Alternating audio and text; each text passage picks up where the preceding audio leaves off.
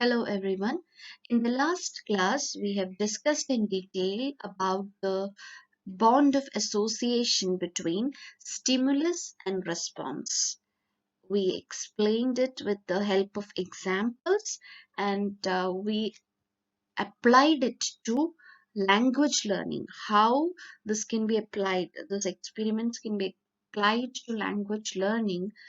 How, if you provide a particular stimulus to a learner, the learner will respond to it, and uh, based on the reward that the learner gets for the response, the behavior or the learning gets reinforced.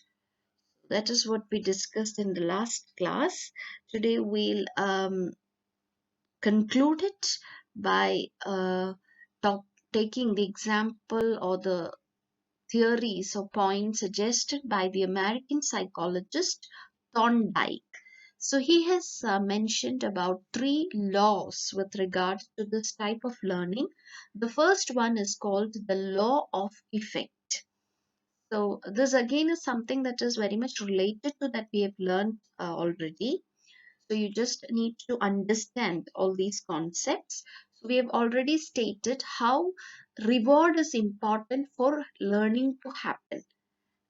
That is what we discussed, when in the case of the example, how the food was given as a reward to the animals so that they learning is reinforced. That is, they learn that, or if you take the example of the pigeon, the pigeon learns to press the lever so that it gets the reward, the grain.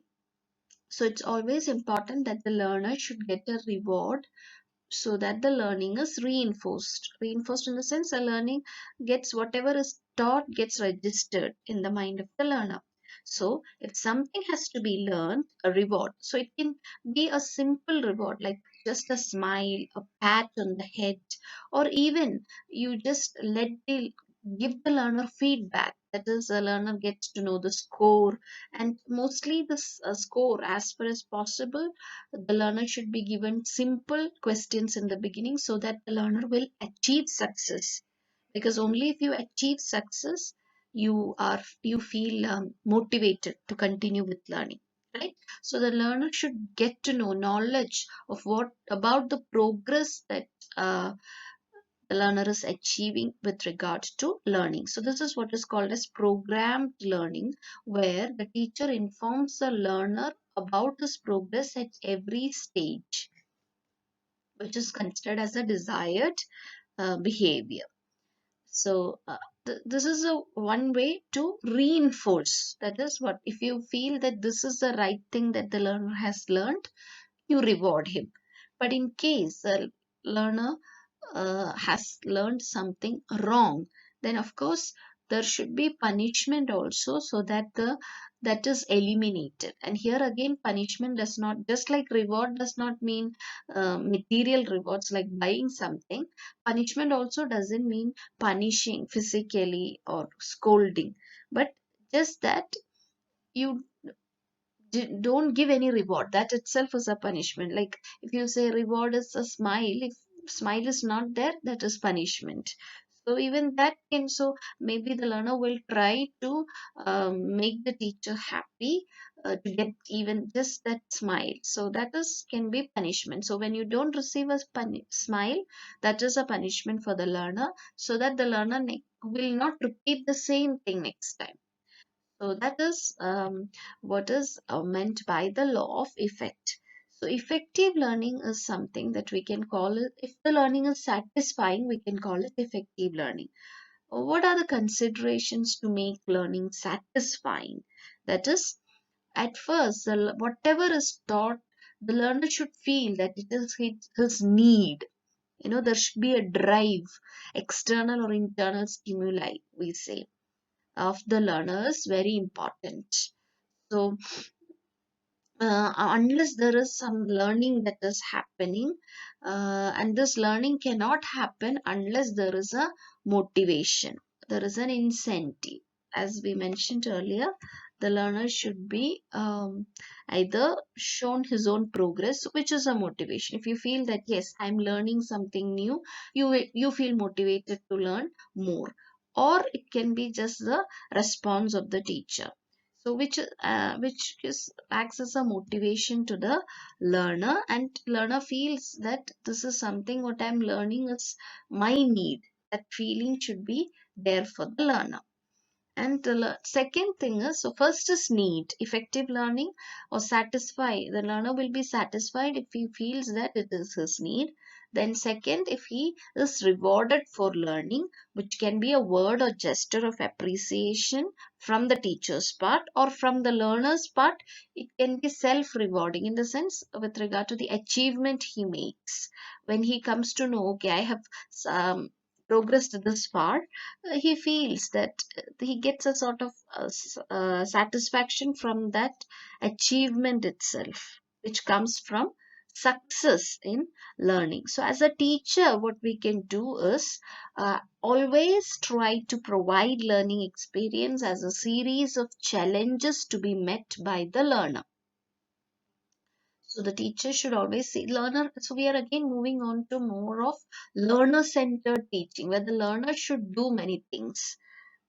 Learner should be given activities which can be challenging for the learner, and then whenever we give such activities, we should see to it that the learner, it shouldn't be a difficult activity where the learner is not able to achieve any success at all.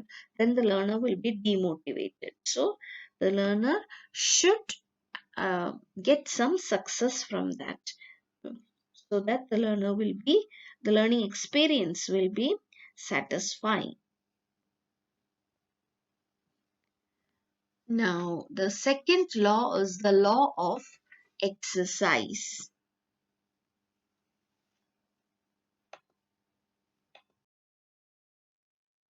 The second law is called the law of exercise.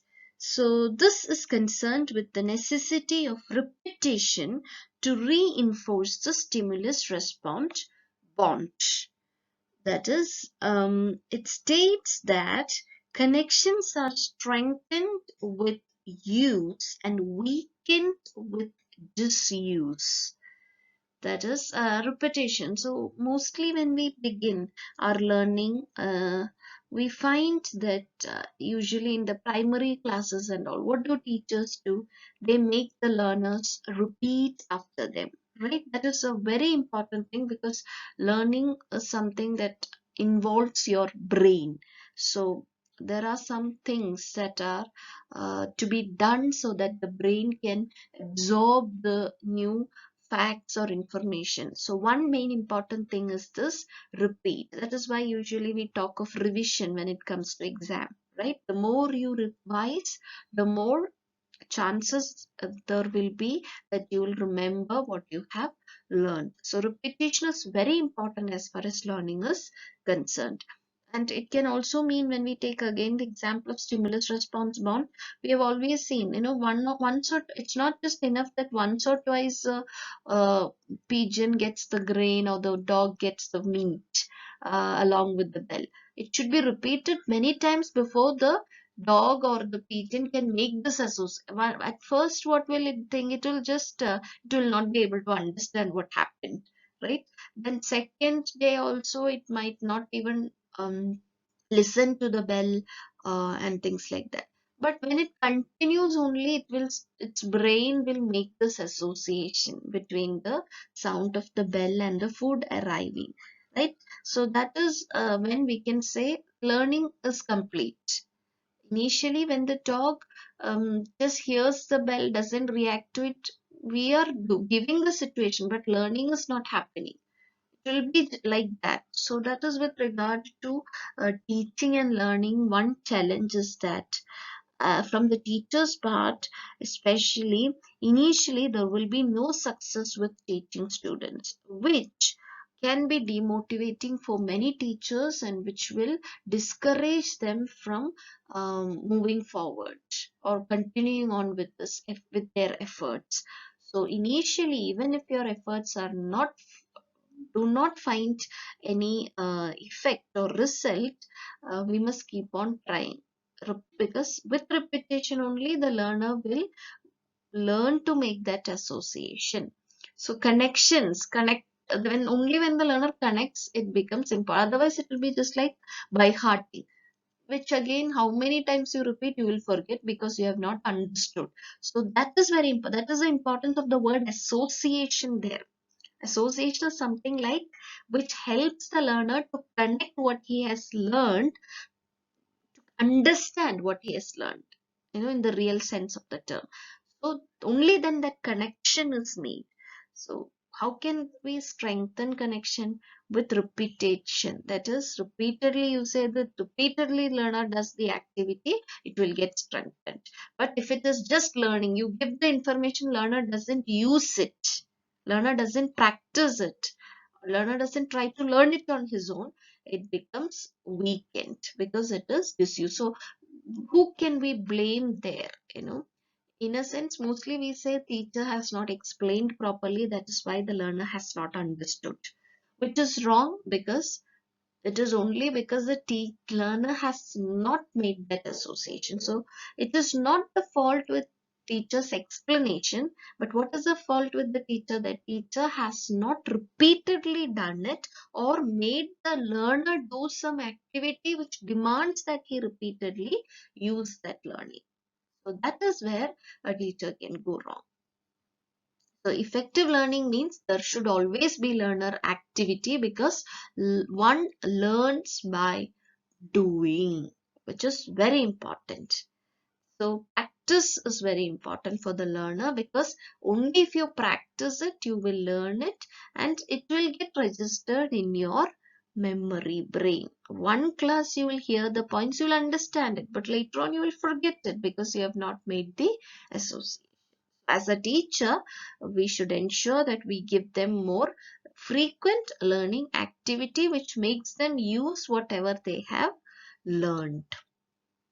And the third thing is the law of readiness, where the learner motivation is to be generated before beginning to teach.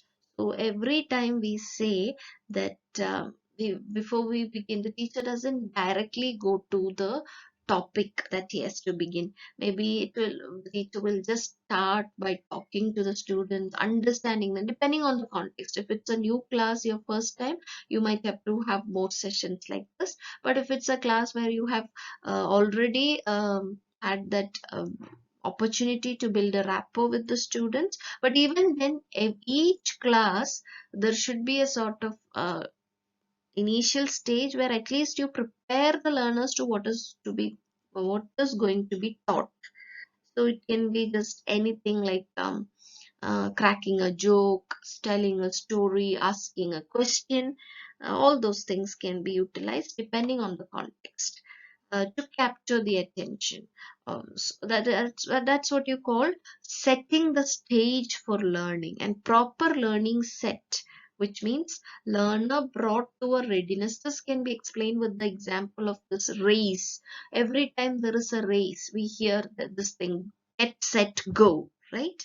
So when this is said, get set, it is actually the whoever is running, the person gets a chance to tune his mind. Okay, next what is going to come? With that go, I have to start running. So just like that, the learner should be prepared for what is to be taught, which is very important. And its features are, what we can say, motivation again is important, just like we discussed in law of effect, law of readiness also. Motivation is important. Motivation can be two types: intrinsic or extrinsic. Intrinsic means internal, like I learned something because I love to learn for my own enjoyment. There's no other particular objective or goal. That is just the objective. I like it. Then that is intrinsic motivation. There can be another type of motivation which is called as extrinsic motivation, external. Like I'm learning because I want to get a job. Now, the teacher cannot do anything with regard to the extrinsic motivation because it depends on socio-economic and many other factors.